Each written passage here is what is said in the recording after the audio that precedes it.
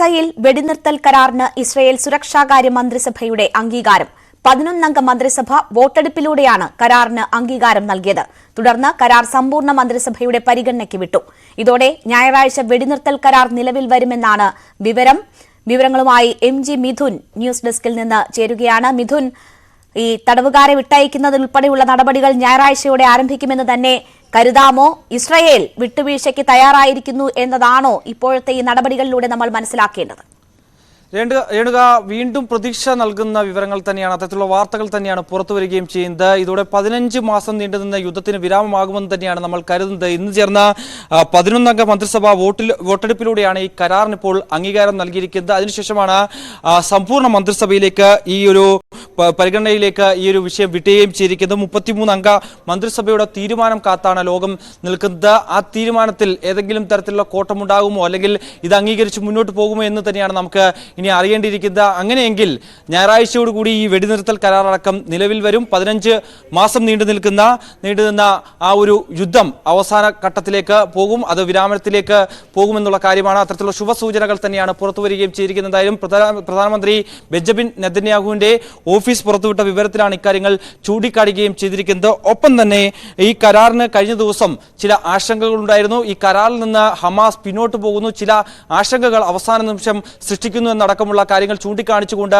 കഴിഞ്ഞ ദിവസം പ്രധാനമന്ത്രിയുടെ ഓഫീസ് ഒരു പ്രസ്താവന കുറിപ്പ് പുറത്തിറക്കുകയും ചെയ്യുന്നു. അതുകൊണ്ട് തന്നെ ഇക്കാര്യത്തിൽ മധ്യസ്ഥത നിൽക്കുന്ന ആളുകൾ കൃത്യമായ രീതിയിൽ കരാറിൽ പറഞ്ഞിട്ടുള്ള കാര്യങ്ങൾ അംഗീകരിക്കാൻ ഹമാസ് തയ്യാറാണെന്ന് ചൂണ്ടിക്കാണിച്ചുള്ള വിവരം കൈമാറിയതിനു ശേഷം മാത്രമേ മന്ത്രിസഭ യോഗം ചേരൂ എന്ന് കഴിഞ്ഞ ദിവസം തുറന്നടിച്ചിരുന്നു ബെഞ്ചമിൻ നെതന്യാഹു. അതിന് പിന്നാലെയാണ് ഇന്ന് വീണ്ടും ഈ ഒരു കരാറുമായി ബന്ധപ്പെട്ടുള്ള സുപ്രധാന മന്ത്രിസഭാ യോഗം 11-അംഗ മന്ത്രിസഭാ യോഗം ചേരുകയും ഒപ്പം തന്നെ ഇതുമായി ബന്ധപ്പെട്ടുള്ള കൃത്യമായ വിവരങ്ങൾ ഹമാസ് നൽകിയിട്ടുണ്ട് എന്ന് തന്നെയാണ് നമുക്ക് മനസ്സിലാക്കാൻ സാധിക്കുന്നത്. കഴിഞ്ഞ ദിവസം ഇതിനെ നിഷേധിച്ചുകൊണ്ട് ഹമാസ് രംഗത്ത് വരികയും, അതായത് ഈ കരാറുമായി ബന്ധപ്പെട്ടുള്ള എല്ലാ കാര്യത്തിലും സമ്മതം മൂളാൻ അല്ലെങ്കിൽ അതിൽ കാര്യത്തിൽ മുന്നോട്ട് പോകാൻ തങ്ങൾ പ്രതിജ്ഞാബദ്ധരാണ് എന്നടക്കമുള്ള കാര്യങ്ങൾ ഹമാസ് വിശദീകരിക്കുകയും ചെയ്തു. ഒപ്പം തന്നെ ഇന്ന് ഈ ഒരു 11-അംഗ മന്ത്രിസഭാ യോഗം ഇതിന് അംഗീകാരം നൽകിയതിന് പിന്നാലെ ഹമാസിന്റെ പ്രതികരണം വന്നിട്ടുണ്ട്. തടസ്സങ്ങളെല്ലാം നീങ്ങിയിരിക്കുന്നു എന്നുള്ളൊരു പ്രതികരണമാണ് ഹമാസിന്റെ ഭാഗത്തുനിന്ന് വന്നിരിക്കുന്നത്. അതുകൊണ്ട് തന്നെ ഇനി ഉടൻ ചേരാനിരിക്കുന്ന 33-അംഗ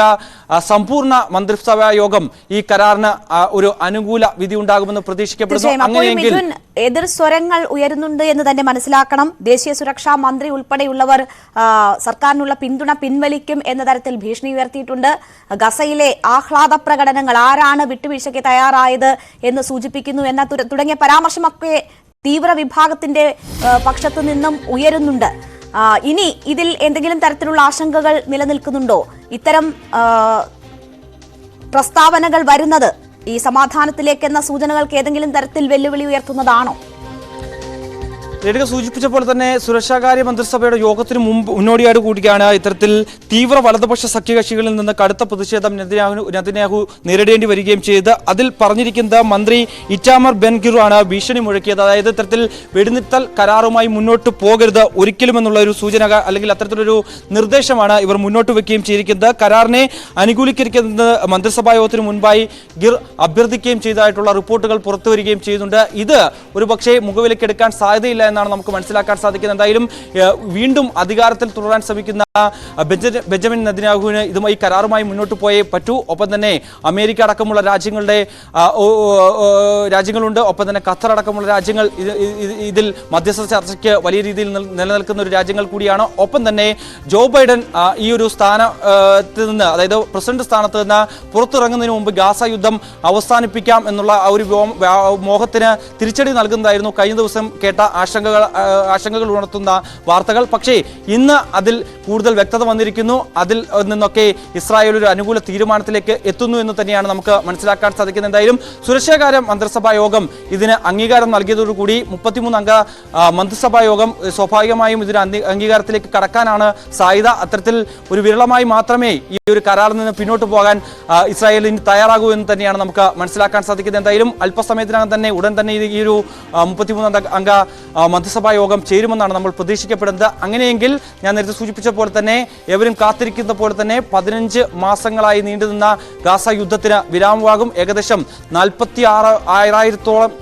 പലസ്തീനുകളാണ് ഈ ഒരു യുദ്ധത്തിൽ കൊല്ലപ്പെടുകയും ചെയ്ത് അതേ രീതിയിൽ തന്നെ ആദ്യം ഹമാസ് കടന്നു കയറിയ സമയത്ത് ഒരു രീതിയിൽ 2200-ലധികം പേർക്ക് ജീവഹാനി സംഭവിക്കുകയും ചെയ്തു. അതിന് മറുപടി നൽകിയത് ഇത്രയധികം ജീവൻ എടുത്തുകൊണ്ടായിരുന്നു. ഗാസയിൽ തുടരെ ആക്രമണം നടത്തിക്കൊണ്ടായിരുന്നു ഇത്തരത്തിൽ ഇസ്രായേൽ വലിയ രീതിയിലുള്ള ആക്രമണം അഴിച്ചുവിടുകയും ചെയ്ത് പിന്നീട് കഴിഞ്ഞ ദിവസങ്ങളിൽ കരാറുമായി ബന്ധപ്പെട്ടുള്ള ചർച്ചകൾ നടക്കുമ്പോൾ പോലും ഗാസയിൽ വലിയ രീതിയിലുള്ള മിസൈൽ ആക്രമണങ്ങൾ നടത്തുകയും 80-ലധികം പേർ കൊല്ലപ്പെടുകയും ചെയ്യുന്ന സ്ഥിതിവിശേഷമുണ്ടായിരുന്നു.